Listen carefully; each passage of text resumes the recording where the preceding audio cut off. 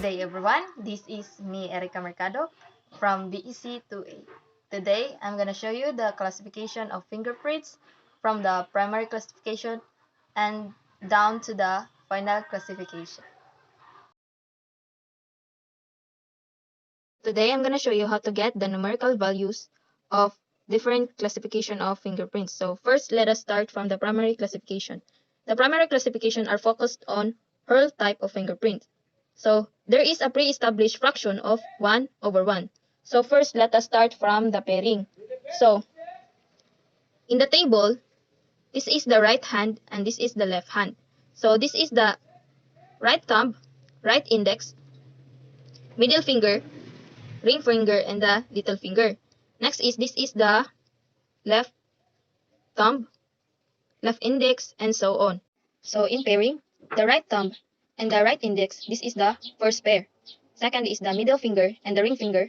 This is the second pair. Next is the little finger and the left thumb is the third pair. Next is the index and the middle finger of the left. This is the fourth pair. And last is the ring finger and the left little finger. This is the fifth pair. Next is find the numerical values. So sa first pair, there is a 16 numerical values. Second pair is 8 numerical values. Third has 4 numerical values. And the fourth pair it has 2 numerical values. And the fifth pair has 1 numerical value. So from the table that I have shown, this is the numerical values of every pairs, which is the first pair got 16, second pair got 8, and the third pair got 4, 7, and 8, or the fourth pair got 2 numerical values and the fifth pair got 1 numerical values. Next part is getting the denominator and numerator. So the even numbers are the numerator, which is the 2, 4, 6, 8, 10. They are the even numbers and should be put in the numerator. Second is the odd numbers are denominator, which are the 1, 3, 5, 7, and 9. So they are the denominator. So this is the odd numbers, which is the 1, 3, 5, 7, and 9. So they are the odd numbers and should be put in denominator. Next is the even numbers. So the even numbers are the 2, 4, 6, 8, and 10. So they are the numerator. So I'm going to show you an example of primary classification. But first, let us put in mind that the primary classification are focused on Hurl type of fingerprint. So in order to understand and simplify, so let's put the numerical values of each finger. So this is the 16, 16, 8, 8, 4, 4, 2, 2, 1, and 1. So that's it. Una ko is I find the Hurl types. So pag hindi siya Hurl type is binibigyan ko ng X. So ito radial loop man ito, so X. Next is arc man ito, so ginagawa kong X para mas madali kong ma-identify. Yan. So may naiwan na sa 2, 7, at saka 3 at 5. So first, so ang 2 di ba, ano man siya? Even numbers. So let's put it here kay ang even numbers man is mo na siya ang numerator. So this is 16. So plus. Next is 3. So odd number man siya. Yang numerical value is 8, so diri siya 8 plus. Next is ang 5 na to is ano man siya, odd number. Na siya 4 na numerical value. So plus 4. Tana to siya sa denominator. Next is 7. So 7, this is an odd number and should be put on denominator. So diri siya sa ubos, which is na siya 2 na numerical value. Ana.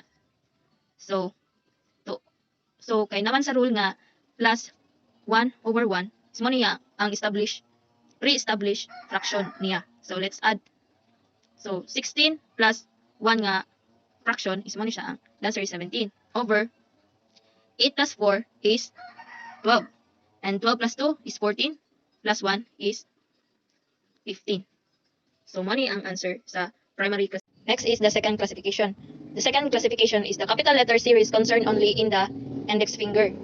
Then small letters, thumb, middle, ring, or little fingers. So the rat family, or which is represents as radial, plain arc, or tented arc, this is the small letters and possibly found in the thumb, middle, ring, or little finger. Next are the capital letters. So the capital letters are possibly the plain arc, tented arc, radial loop, ulnar loop, plain whorl, central plain whirl, double loop, whirl, and accidental whirl is possibly found in the index finger. So next is, this is the table or the example that I'm gonna show you.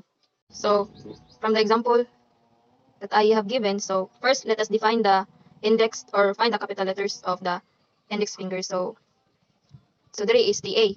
TA is represent siya sa dented arc. So naman siya sa capital letter. So ibutan na to siya sa numerator. Letter T. Next is CPL. So CPL or central pocket loop. So naman siya sa capital letter. So butang na to siya sa denominator. Kaya naman siya sa left hand. So next step is pangitaon na to ang mga small letters nga na-represent gikan sa thumb, middle, ring, and little finger. So first is sa thumb. So ang thumb is kuan man siya plain arc. So nabay plain arc diri nakita nimo sa small letters. So naa, di ba? So ibutang nato ni siya sa pinakauna kay mo naman ni siya ang follow jud or mo na jud ni ang iyang formation sa kuan pagkuha. Next is whirl. So wala man nakita nga whirl diri, so wala siya. So dash siya.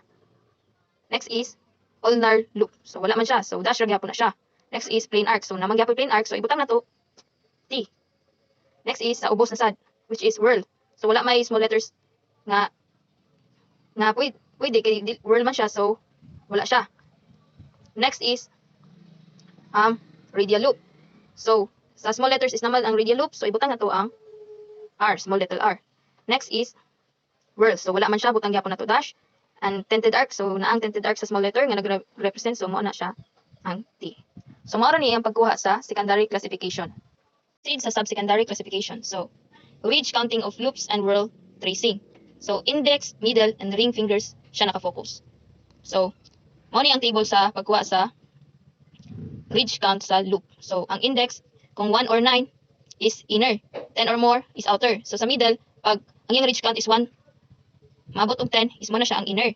Tapos pag 11 or more, mo na siya ang outer. Next is sa ring. 1 to 13 is inner. 14 or more, ridge count is mo na siya ang outer. Next is a whorl pattern. So mo na siya. So inner siya pag 3 or more or inside or above sa delta. Next is 3 or more or outside below. Next is sa meeting is 0 to 2 ridges inside or outside the delta. So mo ni siya. Next is summing up. So mo ni ang kung ihatag nga example. Since nakafocus raman ta sa index, middle, and ring, so wala nilabot ning sa little finger and the thumbs nato. So let's start. So sa index is naman siya ang ihamang kon is ulnar loop. So na siya 3. So sa index is 1 or 9, so mabutang siya is I. Next is sa middle. So since kay whirl man siya, nya na siya inside nga 1 ridge count, so naman diri 0 to 2 ridges inside or outside, so meeting na siya, so mabutang siya M. Is sa ring. So naman siya ridge count nga 11, so diri ta magtan-aw. So 1 to 13 since naabot na siya sa 1 to 13, so mabutang siya sa inner, so ibutang na to is I. Next is sa ubos na sad. So kay whirl type man siya, tas outside niya na siya 7.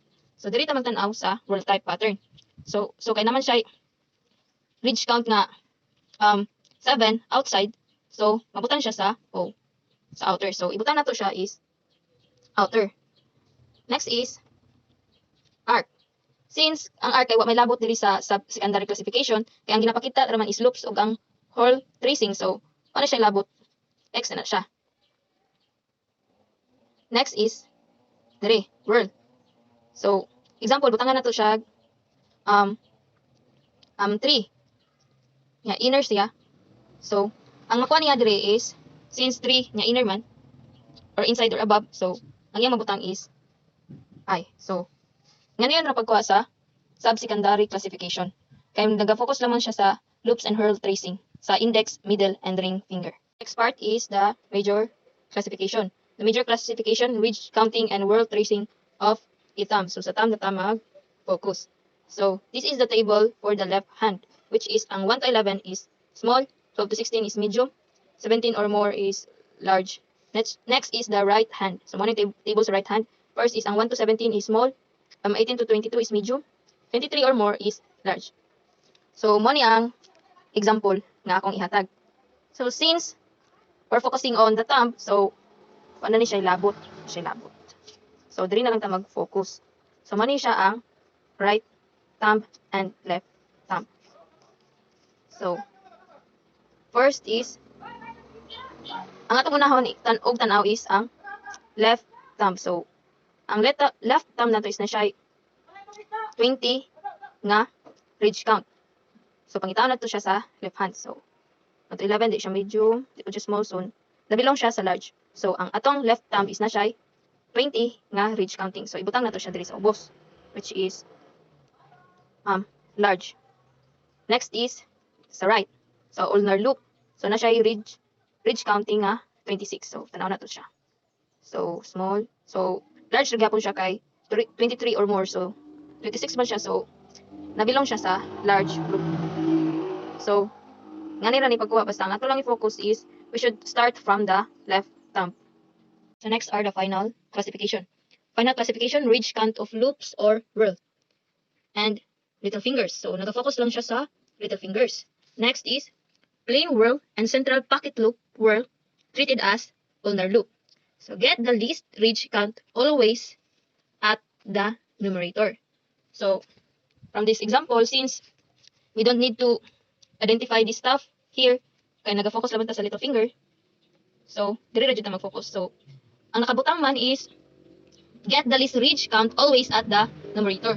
So, sa loop or whirl. So, ang ulnar loop man is may naay gamay nga ridge count.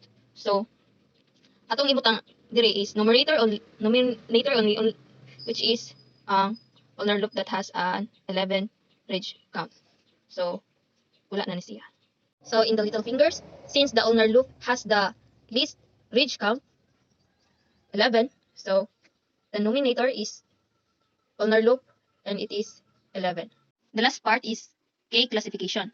Ridge counting of the first loop. In case no loop, ridge count the first whirl. Only numerator. If there is no loop and whirl, leave it blank. So, the first example, we don't need to include the little fingers. Kaya na naman siya sa final classification. So dili lang ta mag-focus sa thumb, right thumb, middle, and ring fingers. So, dili lang ta mag-focus. Since sa ring finger sa right is naman ang radial loop. So, sa may radial loop which has a 25 ridge count. So, automatic this is the answer, which is radial loop 25. So, this is the answer. So, in the second example, so since we don't need this one, so let's focus here only. So, since there is no radial loop, so let's move to the whirl. So, since there is a whirl type of fingerprint, so the denominator will be the whirl type that has a 4 ridge count. So, if there is no loop or whirl, leave it blank. So, example number 3. So, example number 3. So, there is no loop type and whirl type. So, leave it blank. So, there is no. This is all, and thank you.